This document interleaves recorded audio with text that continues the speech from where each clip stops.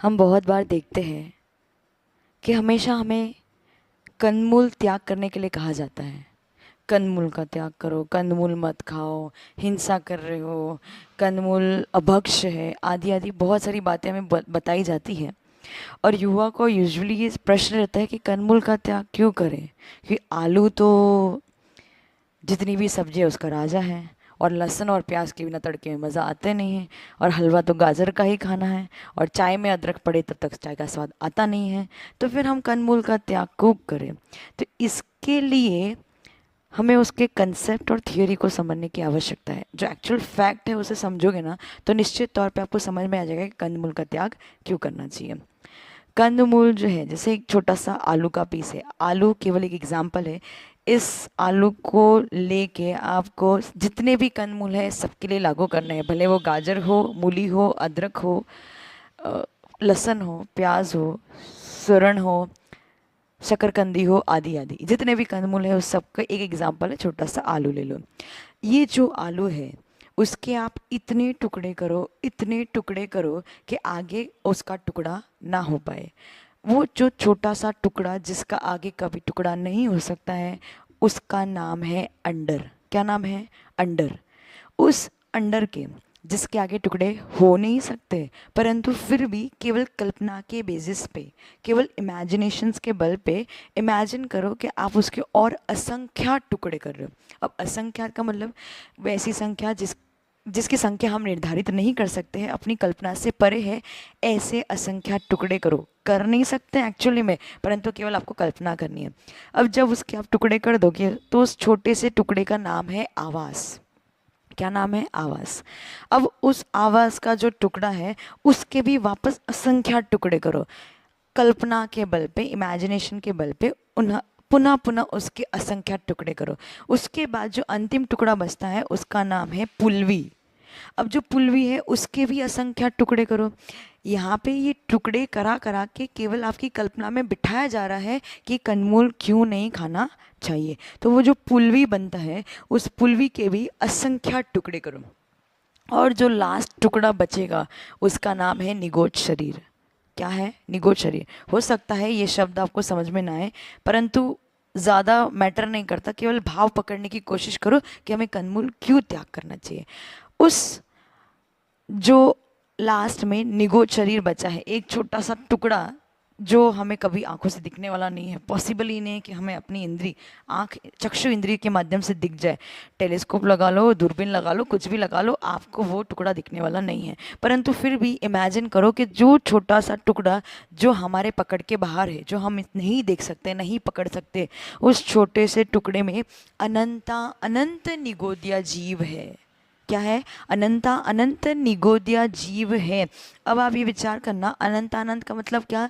जिसका कोई अंत नहीं है, ऐसी कोई संख्या जिसका कोई अंत नहीं है। 100, 1000, लाख, करोड़ की बात नहीं चल रही, अनंत जिसका कोई अंत नहीं है। ऐसे एक छोटे से टुकड़े में, जिस टुकड़े को हम देख भी नहीं सकते हैं, पकड़ भी नहीं सकते, टेलीस्कोप के माध्यम से या किसी के भी माध्यम से आप नहीं देख सकते, ऐसा छोटा सा टुकड़े में अनंत जीव है। अब आप सोच लेना कि एक आलू में, इतना छोटा सा एक आलू में कितने जीव होंगे? अनंत जीव। और 4 बार असंख्यात को गुणा करोगे उतने जीव एक छोटे से आलू में हैं।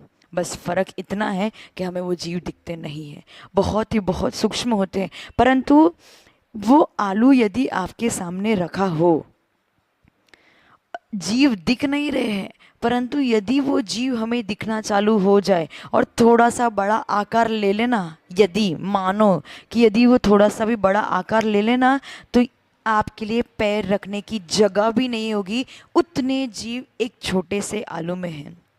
तो केवल हमें समझने की बात यह है कि एक छोटे से आलू को जब आप कुकर में सीटी बजा के उबालते हो, तो आप आलू नहीं उबाल रहे हो, परंतु अनंता अनंत जीवों को उबाल के रख रहे हो। जब उस पर मसाला लगा रहे हो तो वो आलू को मसाला नहीं लगा रहे हो, आप सारे जीवों को मसाला लगा रहे हो। और जब उस आलू को खा रहे हो, आप आलू को नहीं खा रहे हो, परंतु अनंता अनंत जीव को मार के खा रहे हो। बेसिकली जो धर्म है ना, सच्चा धर्म तो दया धर्म है और अहिंसा धर्म। क्योंकि जैसे हम जीव है ना, वैसे वो भी तो जीव है। बस इतना ही फर्क है कि हम दिख रहे हैं, वो दिख नहीं पा रहे। हम बोल पा रहे हैं, वो बोल नहीं पा रहे। हम भी दुख का अनुभव करते हैं, वो भी दुख का अनुभव करते हैं, परंतु क्योंकि हमें नहीं दिखते हैं तो उसका मतलब ये तो नहीं कि उनका अस्तित्व नहीं है। वो उस आलू में है, जिनेंद्र भगवान ने कहा है उसमें आलू में वो जीव हैं। और जब आप उन्हें पका के खाते हो तो वो जीव भी उसके साथ में पकते हैं, उबलते हैं, गर्म होते हैं, और फिर जब वो मर जाते हैं तब आप उसमें मसाला डाल के खाते हो। तो आप ये विचार कर लेना, आपको आलू का स्वाद नहीं आ रहा है, परंतु वो जो अनंत जीव उस आलू में मर गए, जो भरे हुए हैं, उन सब का स्वाद आप ले रहे हो। और केवल एक स्वाद के लिए अनंत जीव को मारना और फिर स्वाद लेना, ये तो कोई उचित बात नहीं है। और मेरे हिसाब से दया धर्म और अहिंसा धर्म, विश्व का ऐसा कोई प्राणी नहीं होगा जिसको नहीं मानता होगा। सबके मन में दया तो है, सबके मन में संवेदनशीलता तो है, परंतु किसके प्रति है? जो अपने हैं उनके प्रति है, जो पराये हैं उनके प्रति नहीं है। या जो जो जीव हमारे पास रह रहे उनके प्रति तो है, परंतु जो जीव अपने पास नहीं रह रहे उनके प्रति नहीं है। तो ये कहीं ना कहीं गलत है। सारे जीव एक जैसे हैं, जैसे तुम हो या तुम्हारे बच्चे हैं या तुम्हारे फ्रेंड्स हैं या तुम्हारे परिवारजन है, वैसे ही दूसरे भी तो हैं। वो भी तो किसी के परिवार है, वो भी तो किसी के रिलेटिव है, वो तो किसी के फ्रेंड है। वैसे ही जो जीव नहीं दिख रहे तो नहीं दिख रहे, इसका मतलब ये नहीं कि उनका अस्तित्व नहीं है। उनका अस्तित्व है, अवश्य उनका अस्तित्व है, बस इतना है कि वो हमें दिख नहीं रहे। परंतु वो किसी ना किसी ज्ञान में दिख रहे हैं। इसलिए केवल ज्ञानी भगवान कह रहे हैं कि उस कंदमूल में अनंत जीव होते हैं। और यदि सच में आप अहिंसा महाव्रत का पालन कर अहिंसा व्रत का पालन करना चाह रहे हो, अहिंसा व्रत का पालन मत करो, कोई बात नहीं, अहिंसा धर्म का पालन करना चाह रहे हो, दया धर्म का पालन करना चाह रहे हो, और यदि आपको महावीर भगवान की ये बात जियो और जीने दो, ये बात अगर सही लगती हो, तो आपको कंदमूल नहीं खाना चाहिए। और मैंने आपको पहले भी बता दिया, कंदमूल केवल आलू प्याज लहसुन नहीं है। कंदमूल में आलू प्याज लहसुन, शकरकंदी और गाजर, मूली, अदरक आदि, ये सब कंदमूल है। और ये कंदमूल हमारे लिए अभक्ष्य है, सेवन करने योग्य नहीं है। क्योंकि किसी को मार के